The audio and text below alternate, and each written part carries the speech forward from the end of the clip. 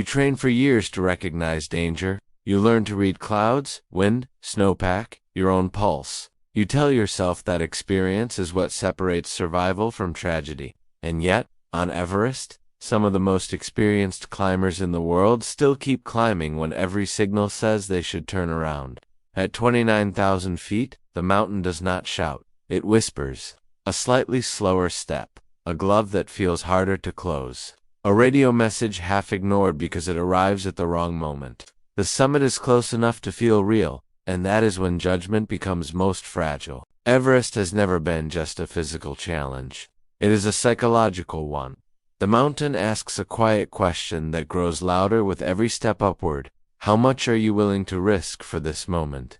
Not for glory in the abstract, but for your moment. Your name, your years of preparation, your one chance in a lifetime. In recent seasons, even after weeks marked by clear warnings and rising fatalities, climbers have continued upward, not because they are reckless, but because ambition, identity, and momentum can blur the line between courage and denial. The decision to keep going rarely feels dramatic in the moment. It feels reasonable. Just one more hour, just a little higher. The weather might hold, the body might cooperate. This is not a story about statistics alone. It is about the human mind under pressure, stripped of oxygen and options. It is about why turning back, often the bravest decision in mountaineering, can feel like failure when the summit is so close you believe you can touch it. On K2 Stories, we examine these moments not to judge, but to understand. Because on the highest mountains on Earth, understanding how people make decisions can be the difference between a summit photo and never coming home. There is a moment on Everest when the summit stops being an idea and becomes a destination with edges. You can measure it, count steps to it, time it, and once that happens, reason begins to negotiate instead of decide. Climbers call it summit fever, but the phrase is misleading. It sounds emotional, impulsive. In reality, it is methodical. It creeps in quietly, wrapping itself around logic rather than replacing it. The summit becomes the solution to everything: fatigue, cold, doubt.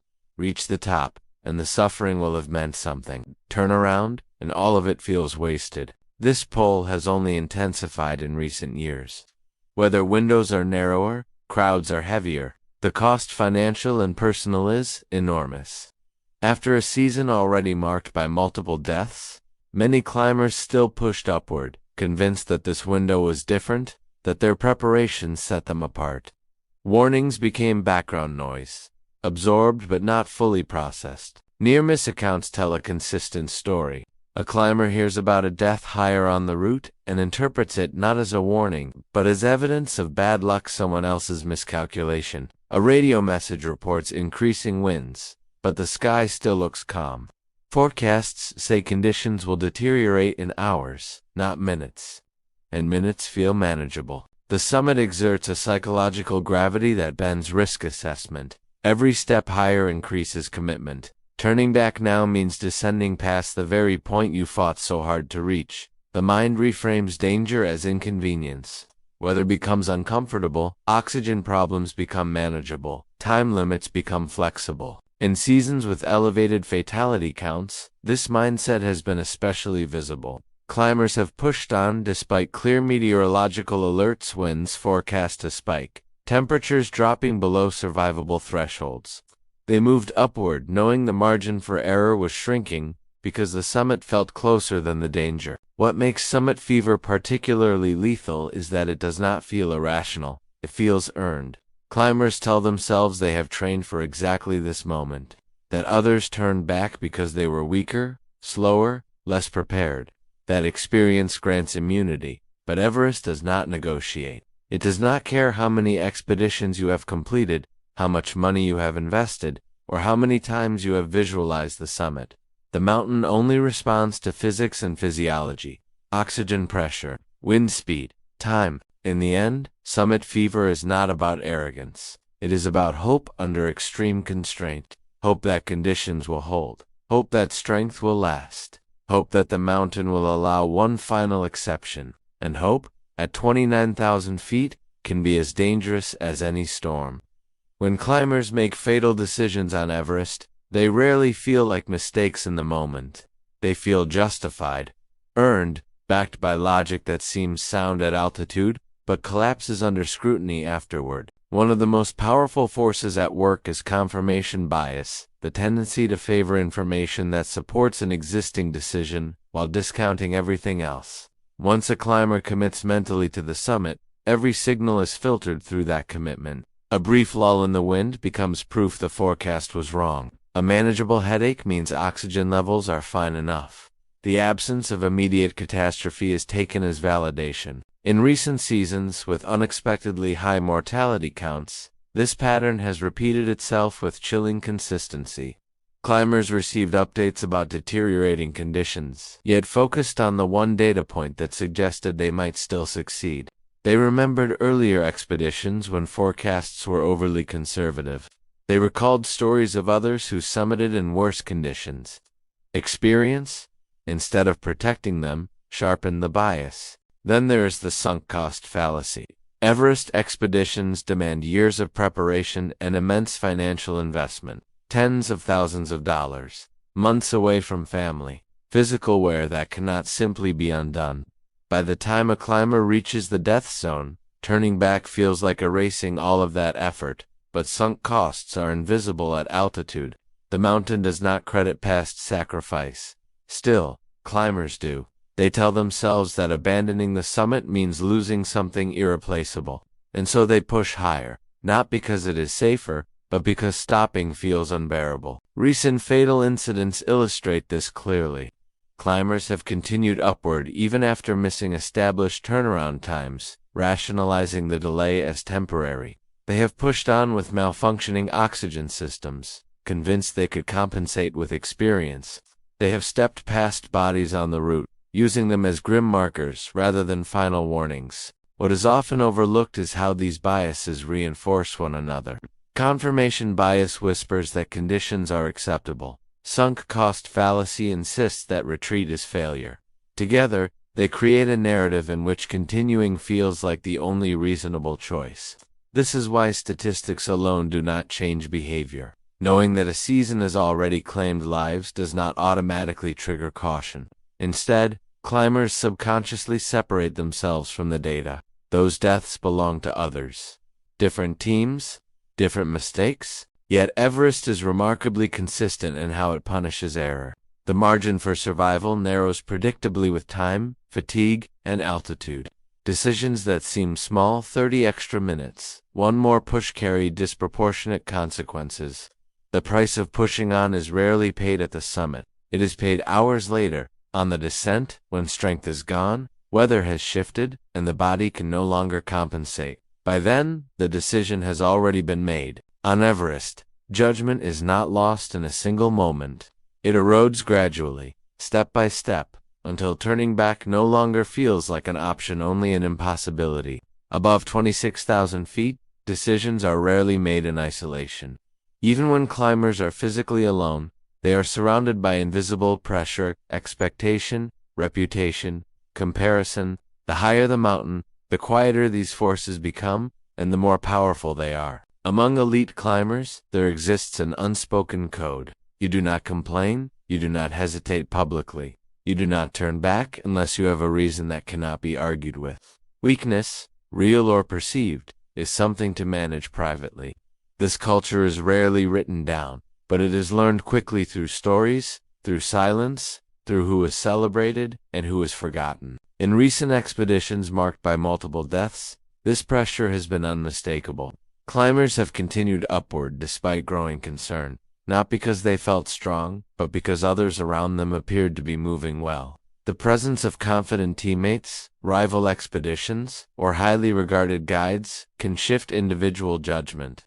If they are still going, stopping feels premature. Sponsors and public visibility add another layer. Modern Everest expeditions unfold in near real time, followed online by supporters, clients, and audiences thousands of miles away.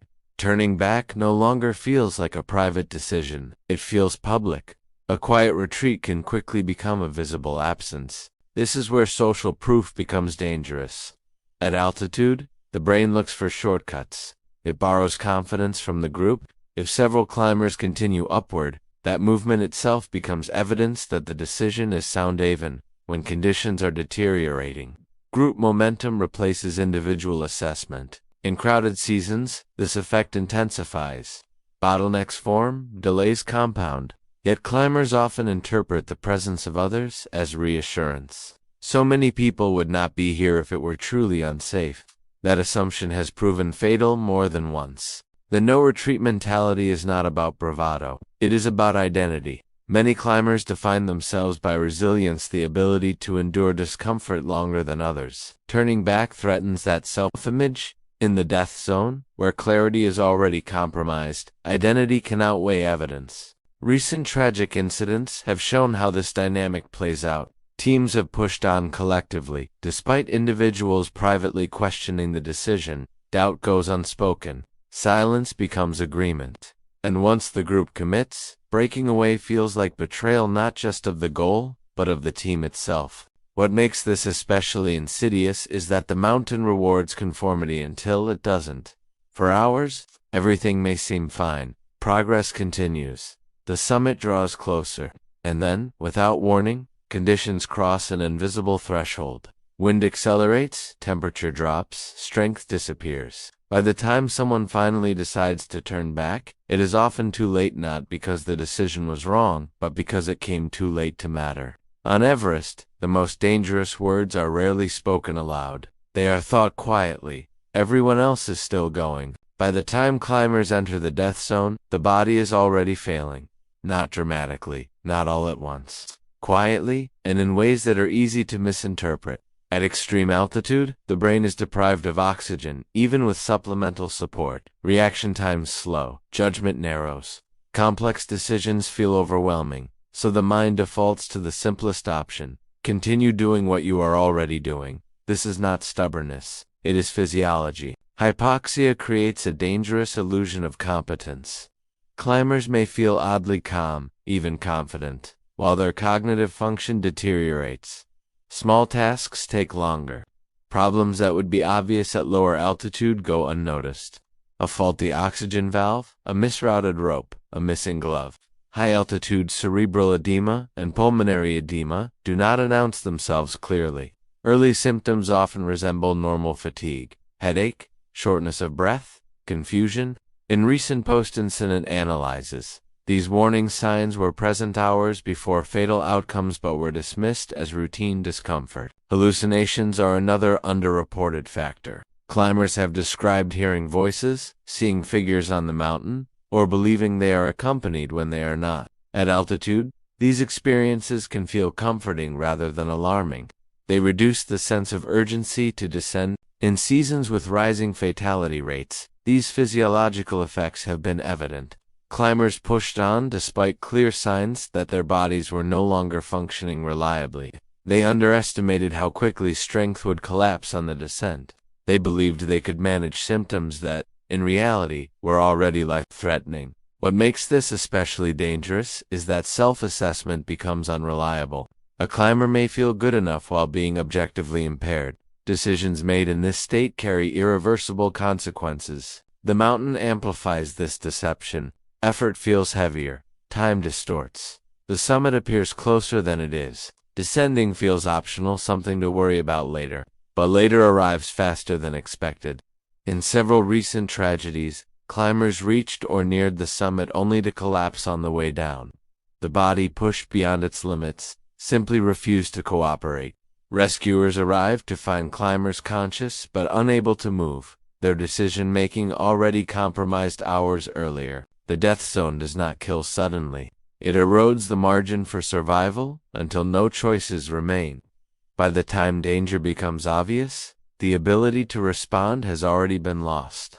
This is why experience alone is not enough. The body does not care how many mountains you have climbed. At altitude, physiology overrides intention.